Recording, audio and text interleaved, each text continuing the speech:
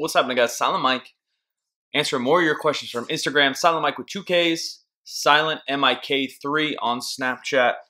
Follow me, follow me, follow me, follow me. When you first started lifting, what were your numbers? I don't really remember. I started lifting shit in 8th grade, and then I started really getting into deadlifts and squats when I was like 20, 21. I know I benched 275 in high school. I know pretty quickly that I squatted 315 and I pulled maybe around 405. Coffee or Monster for pre-workout? Right now I'm just drinking coffee, but a lot of times I chug a Monster. I have occasional pain in my wrist while squatting. Is this normal? What am I doing wrong? What can I do to fix it? A lot of that pain is going to end up actually being shoulder and pec tightness because then it won't allow the mobility for our arm to externally rotate for that bar to sit on our back. So one thing you can do is have the bar sit a little bit further in your hand. Another thing you can do is wrap your wrist. Obviously, the most important thing you can do is try to open up this pec, open up that lat so your arm can get behind you a little bit. I'm not that very good at it. And then that will help the entire situation. What certifications did or do you have? When I first started coaching people, I was just kind of helping my strength coach. Kind of in high school, you just kind of help warm up and teach the guys below you because I was with him for like 5 years. So then I helped like the next crew coming in. But then when I started getting serious, I did get just a nationally certified or nationally qualified certification. It's like an online course, and then it's like a serious test. You go to the special place and you're in this little box. So I passed that, and then since then I haven't had any certifications. Which would be better for gaining strength? Low rep, high weight, or high rep, lower weight? Sometimes I feel a little insulted that the people that ask these questions or the people that follow me don't actually follow me. Follow me, follow me, follow me. What I need is for you guys to actually watch and try to absorb just a little bit.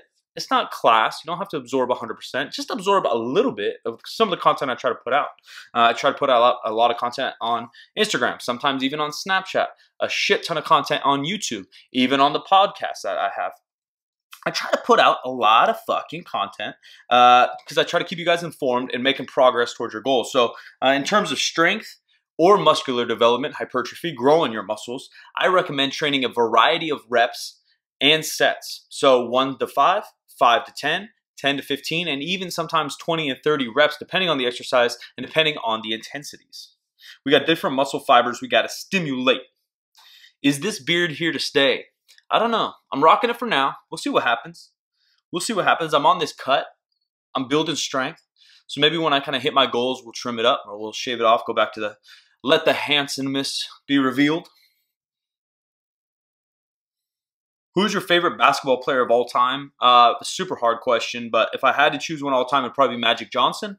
Probably a close second is obviously Jordan. That's kind of the era I grew up watching basketball. I love Shaq, AI, Larry Bird.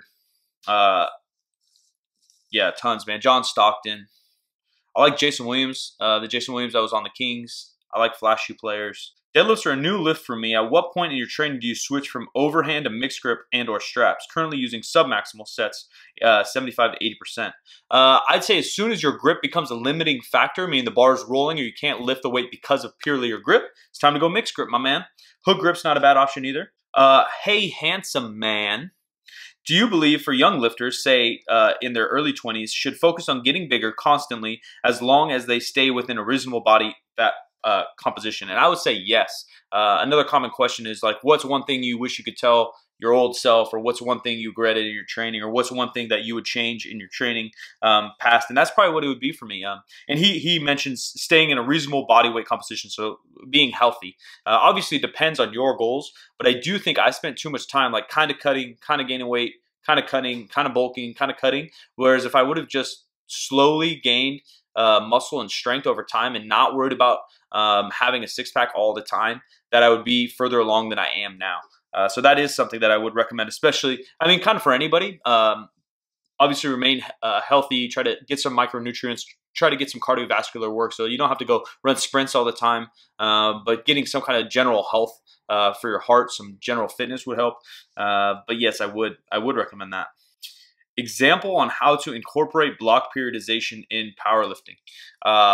Man, some people ask like super vague and super broad questions. Like that's a whole year's worth of YouTube videos. But in the most basic form is 1 month you would do something like 3 sets of 10 for 2 weeks and 3 sets of 8 for 2 weeks. And then the following month, that's 4 week block, right? That's kind of a higher rep, hypertrophy, work capacity phase, whatever you want to call it.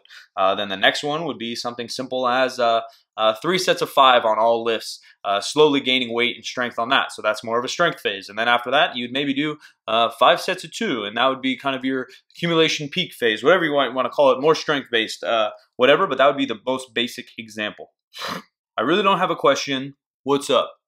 What's up, my friend? How to refeed. That can be complicated, but basically the most basic way is, as I mentioned, I track my food. I do flexible dieting. If I'm in a calorie deficit for a long period of time, what I'll do is have a day or two where I'm at maintenance or slightly above maintenance, and I typically do that with carbs and maybe add a little bit of fat.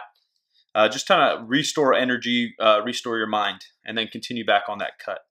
So that's kind of how I do some refeeds. What is your goal body weight by the end of the cut? I don't really have a goal body weight. The leanest I've been was last year, the year before, I guess a year and a half now. I was like 192, 195. I was pretty lean. So I'd like to get to similar leanness, if not leaner. But I think I could do it in being in the low 200s. Because I'm doing a little smarter now. I do have gained a little bit of muscle, but I'm just doing it smarter and a little slower. So we'll see. So main goal is just to maintain my strength, get a little bit of healthier body weight. I gained a little bit too much body fat, and then also look good. Who doesn't want to look good? Thoughts on icing your balls? I think it means testicles. To improve testosterone production? Either way, actual ice or cake icing? Either way, either or. I am so confused. Cake icing, like frosting, or actual ice to increase testosterone? I've never heard of either of these. I have been around a little while. I feel like I've read a lot of stuff. I've never read those I guess, myths or rumors. I would love to hear you and your results of you putting ice cold water on your testicles and your testosterone improving, if that is the case, which I don't believe is the case. Typically, cold water has a weird effect on those gentleman parts, but we'll see. Let me know. When you pulled 675 at Barbell Brigade, your lockout was super slow. What do you think made it improve so fast that you pulled 705? Multiple things. One, when I pulled 675, I was in like 4 layers of clothes, so the bar did get caught a little bit on my pants. 2, I just got stronger. So getting stronger breaks through sticking points. Now my sticking point for that slow lockout is maybe 725 or whatever it might be, right? So if you just get generally stronger at deadlifts, then that sticking point goes away. 3, there was some glute strength involved, so I did strengthen my glutes and my quads a lot with adding a lot more volume into squats. And then 4, and maybe more important, most important, would be technique.